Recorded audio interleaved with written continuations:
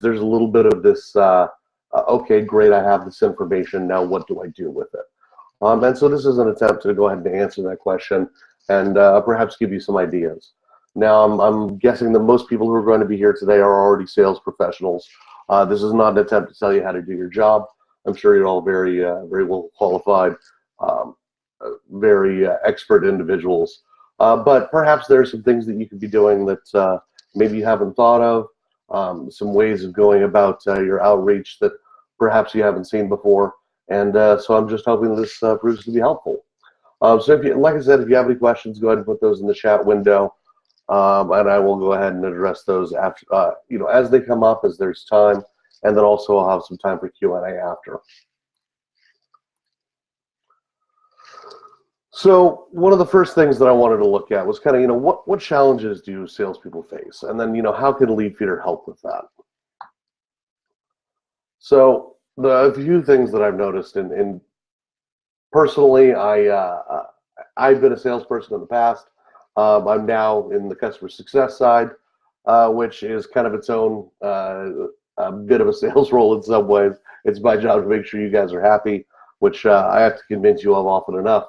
But in talking with salespeople that are using Leadfeeder, some of the things I've noticed that could challenge salespeople are, information overload, identifying the right person that's actually a buyer, so you're not wasting your time, understanding the needs of that buyer, so you're not wasting their time as you're doing your outreach. Harnessing demand, so it's all well and good that there's demand for your product, but how do you turn that into something useful and turn that into actual dollars of sales? And then also having those leads that you need. So Leadfeeder can help with all of that because we provide current relevant information about which company is visiting your website, when they're visiting, and what content they're consuming while on the site. This kind of highly consumable and actionable data allows for many different options when it comes to research as well as process optimization. So there are a few different sales strategies that could be applied to this. There's traditional cold outreach. There's relationship-based selling, which also kind of ties in with account-based marketing for those of you marketers out there. There's strategic selling and network and social selling.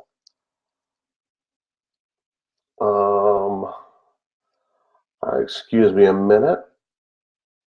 Getting a message here. Oh, thank you, Peter, for addressing that. And Peter, is everyone else able to hear and see okay, just before I get going too far? Great, thank you very much. Wonderful, got a very positive group here. Thank you very much, guys, I appreciate it. Now, one of the things that you're going to notice as you get as we get rolling into this is, with the exception of cold outreach, relationship-based selling, strategic selling, network and social selling, they're really not that different. There's some nuance in the ways that you do it, but it's really more of a mindset thing than anything else. So let's talk a little bit about these strategies. So with regard to traditional cold outreach, it's a classic for a reason. There's a few things that you do, and it's cold outreach. You're reaching out to someone that you've never spoken to before. You're trying to sell them on the product.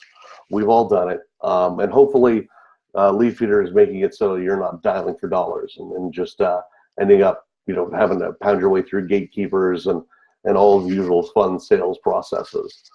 So one of the ways that you can leverage Leadfeeder for that is you can first identify a lead in Leadfeeder that you want to address, and research their visit history. Visit history is really where I feel there's a lot of good to be done. Go in, take a look, see what it is they're looking at.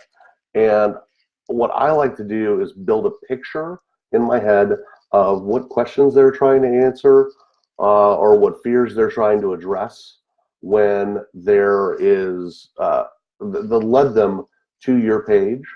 So if they're looking at a particular product or a particular a set of services, then what we can do is we know that they're interested in that, and we can then work backwards and say, okay, if they're looking at this particular product, is that indicative of them being interested in us in general? Is that indicative of them being maybe looking to just do one particular purchase, and working with that so you have an idea what you're looking at. And yes, to answer those questions, the recording will be sent out after the webinar, and the slide deck can be made available as well if you'd like. So great, thanks for asking, everybody. So then once you've got that visit history, you've got an idea of what the customer's looking for, what led them to your page, or at least a hypothesis of what led them to your page. Then what I like to do is hop on LinkedIn. You know, it's a modern day sales resource for a reason. You know, look based on location and job title. Odds are there's a particular set of job titles that you normally sell into. And since Leadfeeder gives you the location data, that makes it easier for you to know who to reach out to. And reach out. And you can either go with a direct or an indirect approach. Honestly, there's the direct approach is one that I do not necessarily recommend. For those of you working in the US, it is especially not one that I recommend. And the reason I say that, a direct approach being, hi, I see that you were looking at our website. For whatever reason, culturally within the US, that's viewed as a bit creepy. Although I did get some interesting feedback that that was working pretty well for some of our customers in Australia. So I guess if you're in the Oceania market, that may work well for you. But then there's the indirect approach, which I'm going to address here in a second, and I think that could be more successful for you. So yeah, like I said, the direct approach. Hi, you know, I can see that your team has been actively researching our solution, and I wanted to make sure you have a full understanding of how we do what we do. Do you have 15 minutes to chat this week so that I can go over how your position can leverage Leadfeeder to generate more leads? Like I said, very direct, straight to the point. There's some very good things about this that I like. One of the first is you have the ability to personalize things, and you need to be personalizing things. I mean, how many emails do we all get every single day that are clearly form letters, even in 2018? You know, there's been great software for personalization now for well over a dozen years, and people are still sending out formulaic blank messages that rightly go into the recycle bin.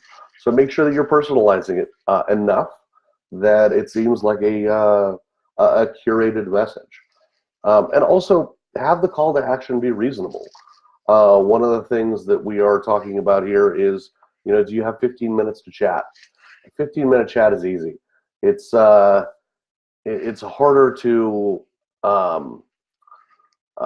it's harder to get someone on, you know, a half-hour meeting or get someone to agree to a 1-hour meeting.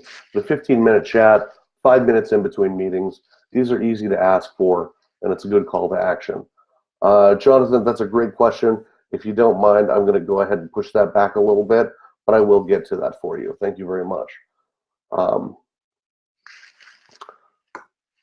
Now, what I do recommend instead is an indirect approach.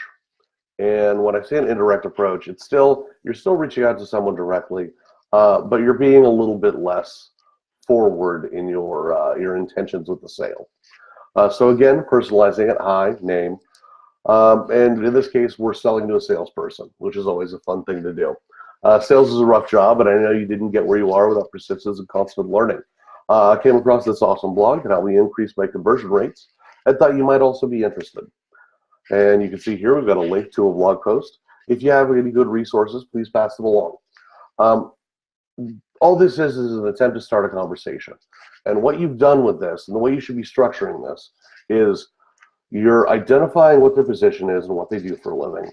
You're identifying the challenges that they're facing, and you're letting them know that you empathize and you understand. In addition, you are including a valuable resource, because hopefully if they were on your site looking at your products, you know, you've got an idea of the blog posts they saw, the blog posts they didn't see, white papers, brochures, etc., that based on what they were looking for, you know would be valuable to them. So this is something that I think is important, is to make sure that you're including good, relevant links. Anytime you're doing outreach, especially for the first time, you need to be delivering value. That's how you make sure that people care and that people are listening to you. So as you're sending this out, make sure that those links that you're including are relevant to the visit that company actually had on your site. And all you're trying to do here is open up a conversation. Is this valuable to you? This is something that I thought would be good. Am I right? Do you have something else that you think might be beneficial as well? And it's a great way to get your foot in the door and make sure you're getting that conversation going without people necessarily, putting their shields up and immediately going into, oh, he's trying to sell me mode. So a great way to go. We've noticed that people get a lot more responses with this, and it's far less likely to get blocked by a gatekeeper, and far more likely if you actually reached out, let's say, to the wrong individual, but you're in the right ballpark, far more likely to go, you know what, I'm not the person for that, but Susan deals with this on a day-to-day basis. She'd be the right person to talk to. Let me forward this to her.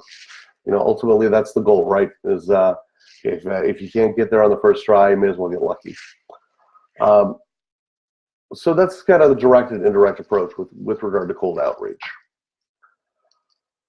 Now, relationship-based selling, or as Dale Carnegie would have hated me for saying, how to win friends and influence people. This is really all about kind of a more fleshed out version of that indirect approach. So what you're trying to do is you're trying to get in and get to know the individual that you're trying to sell to and be a trusted resource. You want to make sure that, you are taking the time to get to know your product, your industries that you're selling into, your competitors, the upcoming financial, economic, governmental events that are impacting the markets. You're an expert and you're a resource for these people, and it's all a matter of them coming to understand that and knowing that, rather than just viewing you as some salesperson that's there to close the deal and move on. It's 2018. None of us want to work that way anymore, and so it's important that you're able to be able to start the relationship so that it can be beneficial for everyone, like it can be. So those steps for success: again, identify the lead and lead feeder, research the visit history, consult LinkedIn, and identify a likely candidate. The first steps are the same. But here's where it gets a little different, is instead of reaching out via email, follow them on LinkedIn. And that's not to say connect with them on LinkedIn. I think this is a really important distinction. I think that following is a really underutilized ability of LinkedIn. And I think we're all too often too likely to go in and just connect right away. And we all get connections all the time.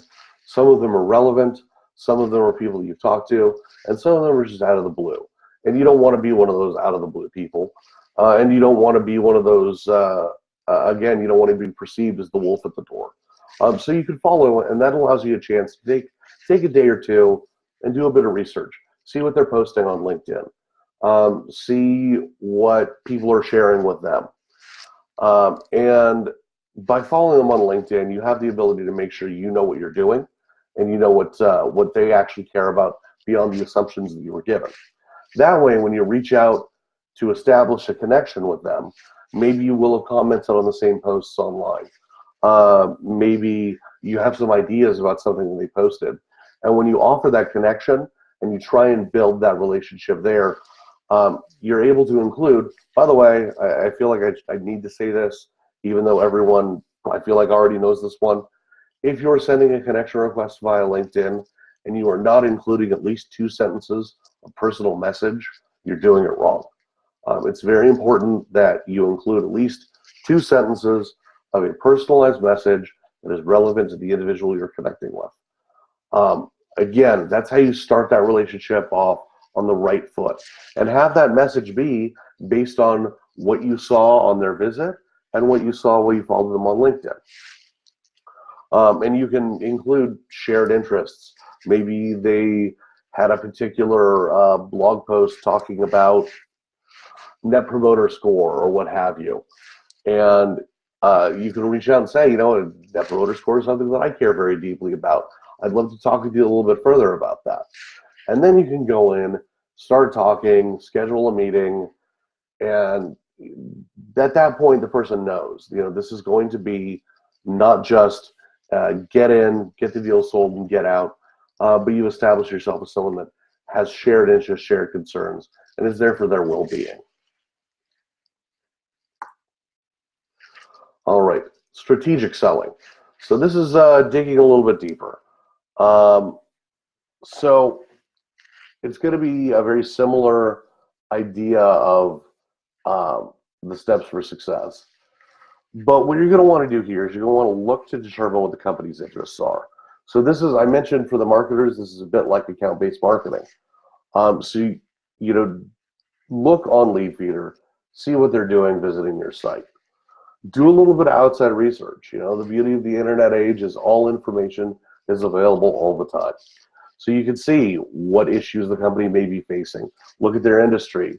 Look at their particular location.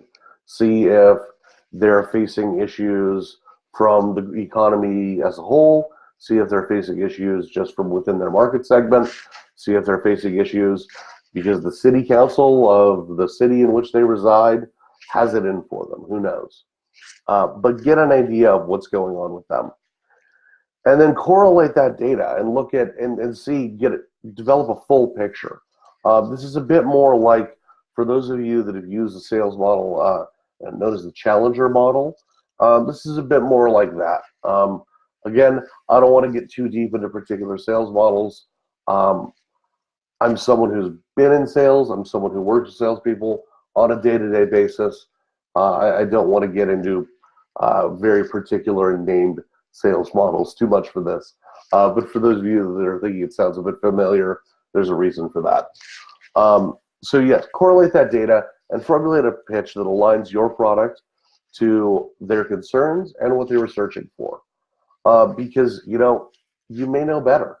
You may say, okay, I see you were looking at product X, Y, and Z, but given the circumstances that you're facing in the next 6 months, products A, B, and C might be better for you. It's a great way for you to be able to deal with that and get a pitch that is immediately going to land correctly. You don't want to waste anybody's time. You want to be delivering immediate value right away. And the best way to do that is to differentiate yourself as someone who knows what they're talking about.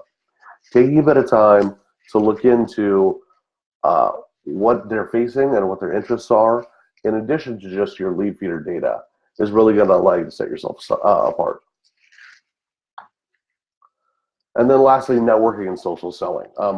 By the way, we have a really excellent blog post all about the ins and outs of how to do social selling today.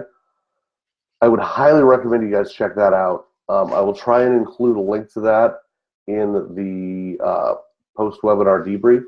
But if for any reason that I miss, that I'm not able to get that attached, if you go on blog.leadfeeder.com and just search for social, you'll see that come up. We had a couple of our marketers spend a lot of time on that, and I think you'll find it really valuable. I know I certainly did. But networking and social selling is really a great way for you. Oh, look at that. Thank you, Phil. Another one of my colleagues put the link directly there in the chat window for everyone. I would definitely recommend that you capture that and take a look at that later.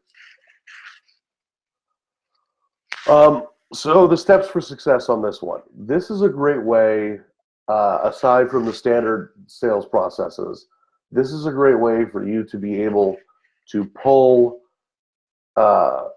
customers from market segments that have been challenging for you. It's a good way for you to stop, try a different approach, try a different tack, and break into industries or markets that maybe you haven't been successful with.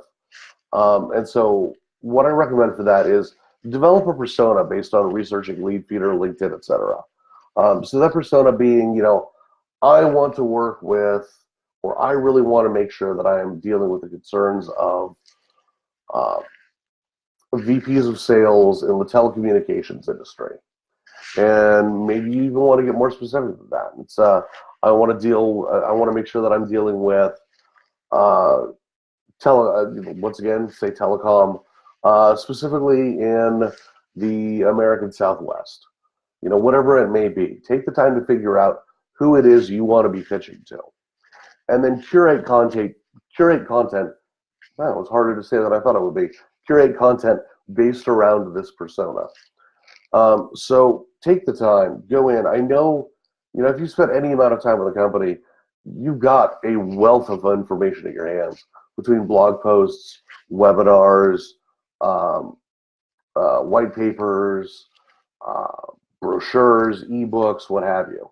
And curate that content and be able to make sure that what you're putting together matches well to that persona that you're trying to get in with.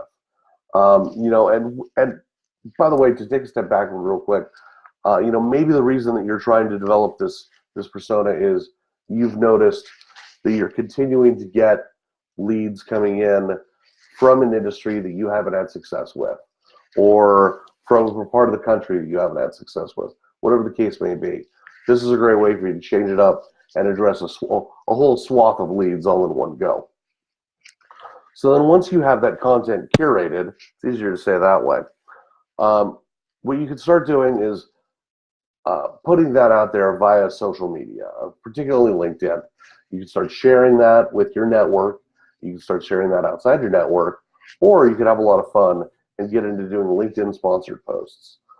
This is something that I am really impressed with. I think you can really do a lot of good if you do things the right way. For those of you that are not familiar, LinkedIn sponsored posts allow you to very accurately target a particular, well, really anything in particular that you'd like. So as you're taking this content, you're forming it into effectively advertising, but it's also part of you branding yourself. And you can share and make sure that it goes in front of a particular part of the country, particular industries, even exact companies, or particular job titles. So again, as you could chase that direct persona that you were trying to. Or if you don't want to go that way, go in and start sharing it on your own on your network.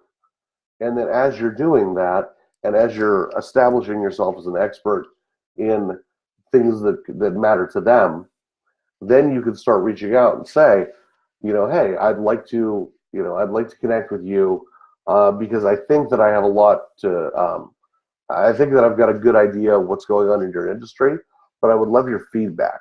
I'd love to make sure that I have my finger on the pulse correctly. And so you can start building a good online social network that way and develop those relationships to let you get in where you may not have been able to get in before. Annette had a question there. Establish a relationship by following on LinkedIn. In this case, actually, I think I would go with your personal page because you're going to be the one that's reaching out. They don't necessarily need to be thinking about the fact that they were on your company's website and that led to your company then following them on LinkedIn. I think it's good for you to be able to follow and take a look yourself so that if they see that, they aren't surprised when a connection request is sent later. But yeah, so Annette and Vanessa, I hope that answers that for you. I would go from your personal page, not your company page. But great question. Thank you for asking.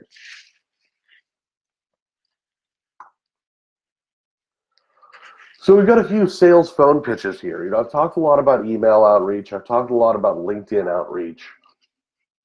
At the end of the day, you got to be able to hop on the phone, even if it's virtual like this, or if it's an actual traditional phone. So we've got a few different pitches with a few different kind of tenors to them, but I think there's some really good things to glean, if not word for word, in some of the ideas around this. So the first one is, hi, this is Jason Watt calling from Leadfeeder. We help thousands of companies worldwide bring in more sales leads by identifying unknown website visitors that normally go unnoticed. We already help company A and company B. Important to have those references to get more sales leads from their sales channel, from their digital channels.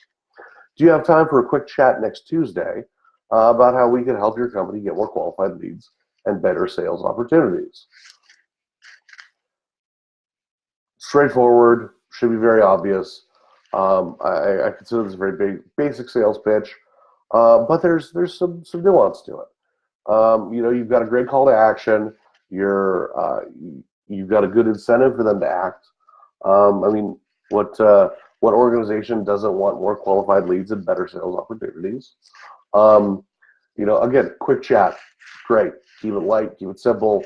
Hey, are we on the right path? Is this something you'd be interested in? Is this the right time to talk to you about this? And then company A and company B, always important to have those references to make sure that they know that you know what you're talking about, and you've dealt with companies like them before. So it's not your first time. They don't need to worry about things going wrong. Phone pitch number 2. Hi, this is Jason Watt calling from Leadfeeder. Our solution, Leadfeeder, can help you get more sales leads and increase ROI from your email marketing campaigns by identifying your website visitors and also see how they behave on your website. I can give you some ideas on how to get more qualified sales leads through email marketing. Do you have time to meet next Thursday afternoon? Again, driving for another meeting. Nobody likes that. Nobody likes to be held hostage because they had the misfortune to pick up the phone. So all you'd always establish and make sure you get a good follow-up meeting.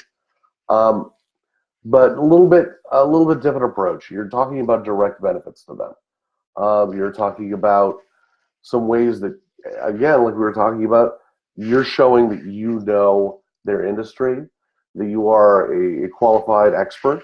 As you can see here, I can give you some ideas. Also makes it less about a sales approach and more about a conversation. And at the end of the day, everyone wants to have conversations. Nobody wants to be just pitched at all day. Number 3, hi there, my name is Jason Watt from Leadfeeder. Do you have a moment to chat quickly? That's something I always really like to do. Odds are 98% of the time, a person's going to say yes, but it shows a pretty high degree of concern and caring, and it can really pave the way for you with in terms of goodwill later on in the call. I'm calling you about increasing the performance of your marketing efforts and how to identify your website visitors. Yes, you heard correctly. Our tool can identify the companies browsing your website and as what they are searching for, which pages they visit, and what content they engage in too. This way you can generate more leads for your sales team and get information about the effectiveness of your marketing campaigns. Do you have time for a 15-minute online meeting to see how we can help grow your sales from your online channels on time X or time Y? We've grown, we've gotten a little bit of more mature approach here. There's a lot of really interesting things going on. Let's kind of talk about this top to bottom.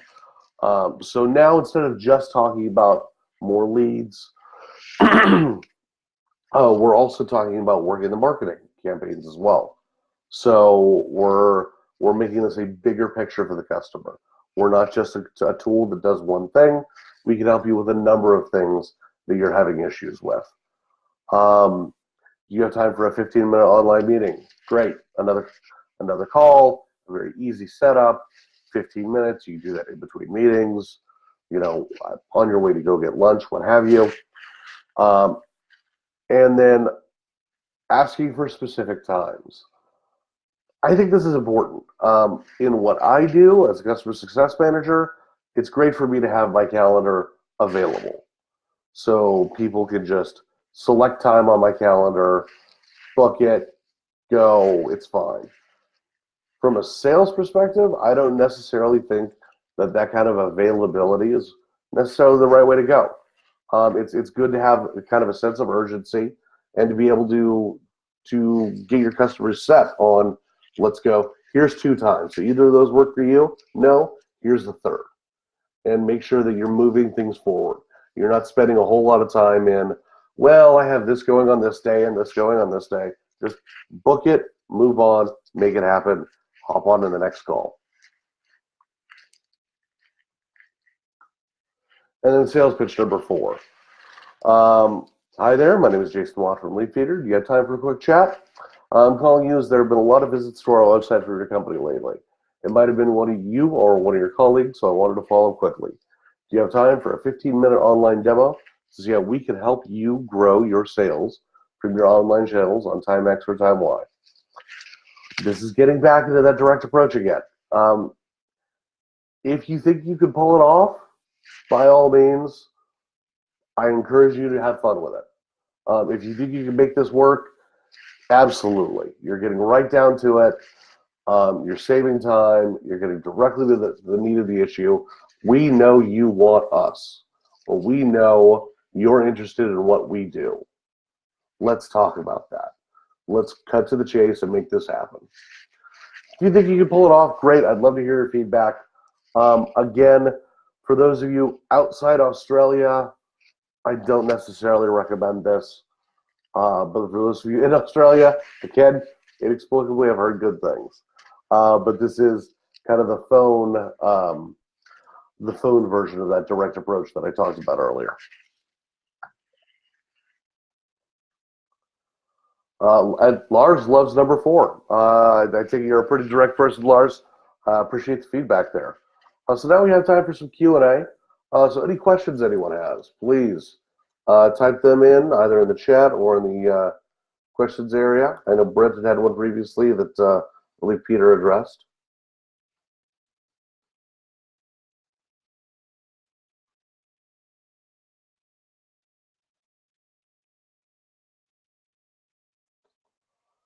I'll give you guys a minute to get that typed up. Also, after we're done today, I would love any feedback you have on this. We're always trying to refine our processes and iterate. So I want to make sure that this is valuable to you. This is beneficial to you in terms of it's a good way to spend your time. If there's something you think I could have done better, don't worry. I've got a pretty thick skin. I can take the constructive criticism. If you think there's things we did well, flattery will get you everywhere. So please do, if you have a moment and you feel like sharing, please do shoot me an email. Let me know what you thought of this. By the way, in case you don't catch it, it's jason.watt@leadfeeder.com. So Megan, I've got a question here. My sales team are hesitant to call a company unless they know the person listed specifically. They say it takes too much time. Any suggestions?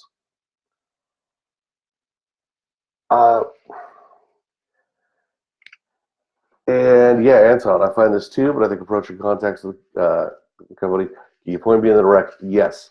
That's, man, Anton, you're making my job easy here. That actually, Megan, is, I think, a great way to go. It's kind of where that indirect email approach comes in. And you can say, always include, at the end of it, hey, if you're not the right person for me to be talking to, can you point me in the direction of the right person for me to be talking to? I'd like to help out. I'd like to see what I could do. People are more willing to help than you think. So I hope that answers that for you. As far as getting them to just pick up the phone and dial, that's tough. That's just kind of one of the things in sales that isn't necessarily always easy. And people just got to believe that they're going to be able to succeed with it. Bill, new to Leadfeeder, is there a blog that talks about how to set up, navigate, decipher, understand the data? Perfect. I think Peter's got that. Yeah, we could book for Bill O'Donnell. We could book a personal session with you, and that'd be, I think that'd be the best way to go. Brent, thank you for the feedback. Yeah, I think that's. I think you've got a really good point there. Creating a process, you do need to create processes. You need to integrate Leadfeeder into kind of the things that you're doing, which is not to say that I think Leadfeeder needs to be a burden. I think it's something that you can really leverage easily. I think it's something you manipulate easily, but I think it needs to be. I think your processes need to be thoughtful, and I think the information from Leadfeeder allows you to do that. Martin, yep, that was my younger dog Ellie. She likes to open doors when I have them closed. We actually just rescued her about a month ago. Fortunately, she is very quiet, but she doesn't like it when I am in here alone, so she likes to come keep me company. Vanessa, do we have any suggestions for companies that don't do sales calls? So you don't do any outreach, Vanessa? It's all internally based?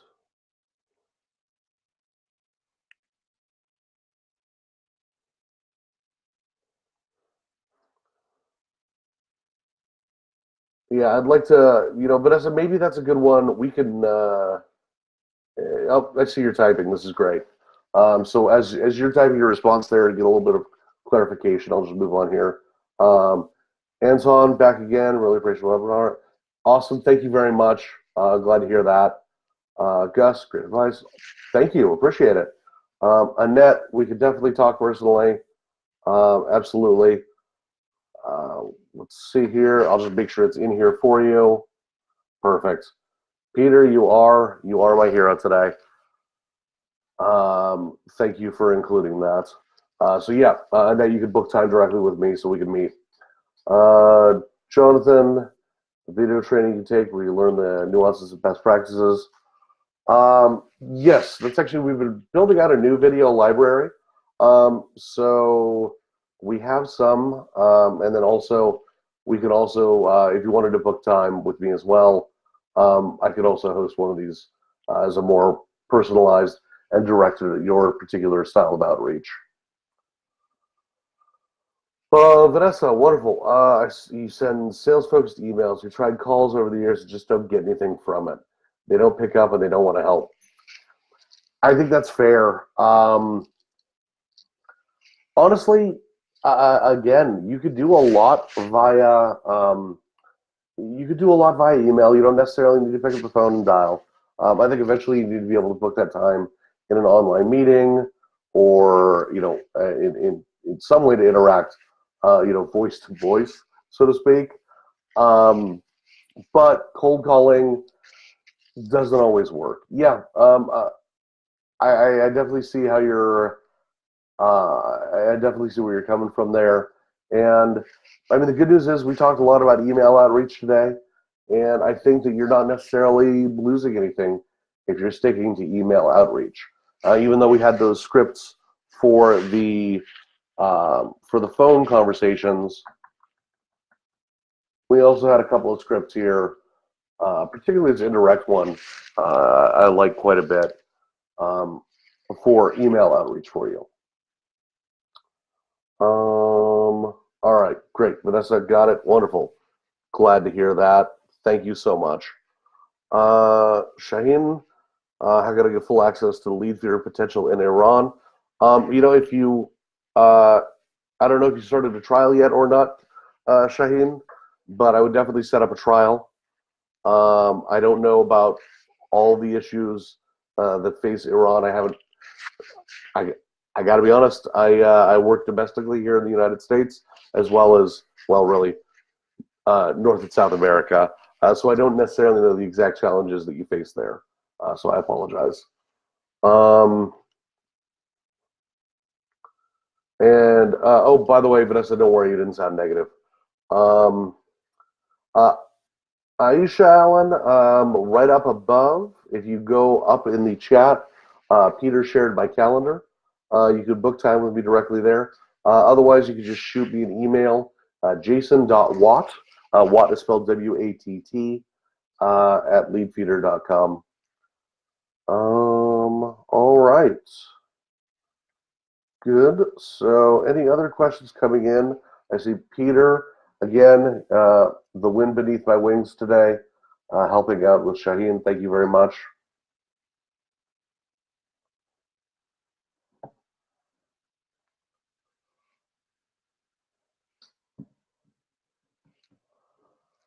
All right. Well, it looks like that is kind of coming to a close here. Anton, if you shoot me an email, not a problem.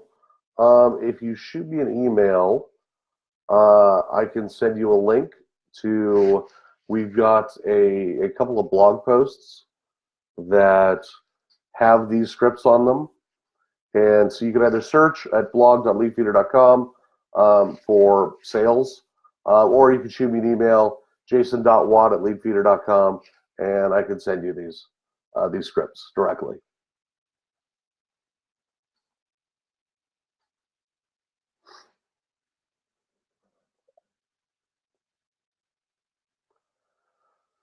Excellent. Well, looks like things have slowed down a bit, so I'm going to go ahead and call that. Again, thank you very much for taking the time. It means a lot to me that you did. I hope this was valuable to you. I hope you gained a lot from it. And I hope you have a great rest of your day, everyone. Again, if you have any questions, comments, concerns, complaints, or if you just want to talk to your new friend in Oklahoma, you can shoot me an email anytime. Otherwise, have a great rest of your day, and I'm sure I'll talk to you all soon. Take care.